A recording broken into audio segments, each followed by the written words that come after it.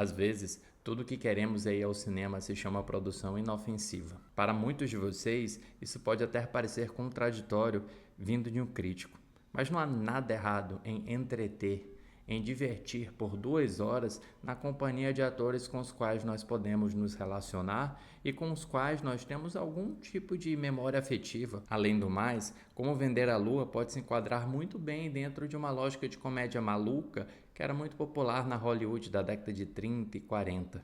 Um tipo de comédia que se apoiava na guerra dos sexos e transformava o tesão, transformava essa energia sexual reprimida, já que não poderia ser reproduzida no cinema daquele período, em diálogos ágeis, inteligentes, sarcásticos, cínicos, que existem, é verdade, mas não em toda a extensão de Como Vender a Lua. A lógica da comédia maluca, ou screwball comedy, já começa a se demarcar desde as cenas iniciais que apresentam-nos os personagens centrais dessa narrativa. A publicitária Kelly, interpretada por Scarlett Johansson, que é uma mulher que não hesita em manipular os homens que a tratam com condescendência ou chauvinismo dentro de ambientes empresariais ou dentro de cenários políticos. Ela explora esse olhar masculino a seu favor para vender as suas ideias. Do outro lado, tem o Cole, interpretado pelo Channing Tatum, em um papel que originalmente seria do Chris Evans. Ele é um ex-piloto da Guerra da Coreia que agora trabalha como diretor de lançamento na NASA. Um sujeito certinho e até mesmo careta que obedece milimetricamente às regras porque acredita muito no programa espacial da NASA e, sobretudo, porque tem uma dívida pessoal com os tripulantes da Apollo 1 que sofreram um trágico acidente e morreram antes mesmo do lançamento. A história aproxima esses dois opostos dentro de um contexto em que Kelly recebe a missão de vender a imagem da NASA à opinião pública e, portanto, aos políticos, em um período em que os Estados Unidos estão combatendo no Vietnã uma guerra que é criticada por toda a opinião pública. Esses opostos são aproximados a contragosto da mesma maneira que, às vezes, a publicidade é aproximada do trabalho a contragosto. Porque muita gente que faz um ótimo trabalho não é conhecido no mundo porque não faz uma boa publicidade. Ao passo que tem muitas publicidades que apresentam ao mundo pessoas que não trabalham tão bem. Então, este encontro entre trabalho e publicidade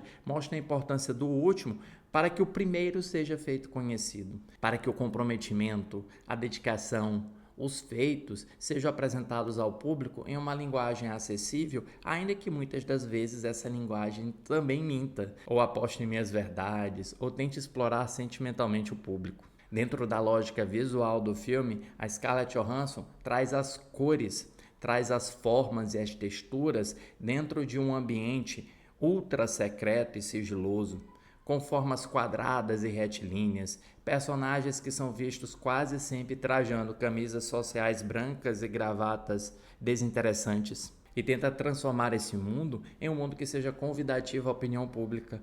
E faz isso enquanto começa um relacionamento com Cole, um relacionamento cujo flerte inicial é dela e cujo flerte continua sendo dela ao longo de todo o filme. E por que o filme seria inofensivo? Primeiro porque, pensando do aspecto do marketing, Kelly é tão boa no que ela faz e ela consegue manipular tão bem as pessoas ao seu redor que nós não duvidamos em nenhum momento do sucesso de sua missão, mesmo quando a sua missão exija que crie uma farsa. Já Cole é tão compenetrado no que ele faz que também não desconfiamos que ele seja capaz de concluir a sua missão, que é de enviar o homem à lua.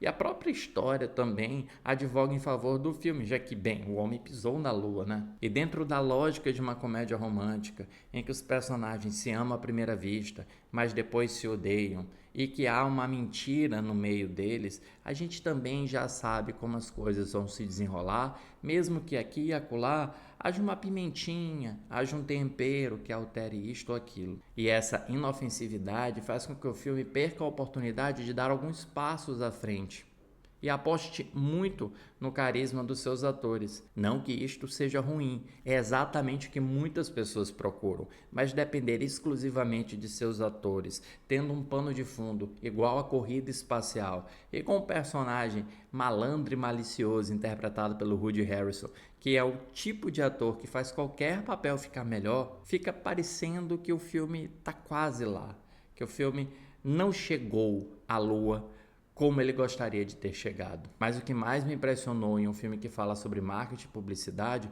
é como, no fim, o filme acaba não compreendendo aquilo sobre o qual está discutindo. Chamar a publicidade de uma mentira é tratar uma arte de uma forma errada, porque a publicidade, aquela bem feita, aquela consciente, ela é capaz de aproximar clientes e vendedores em uma sinergia que ao mesmo tempo é sutil quanto é necessária.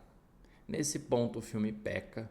Para Como Vender a Lua, eu dou as famosas 3 estrelas em 5, que nada mais são do que um filme bom, inofensivo e também esquecível. Se você chegou ao Cinema com Crítica por este vídeo, siga o canal para mais críticas de cinema.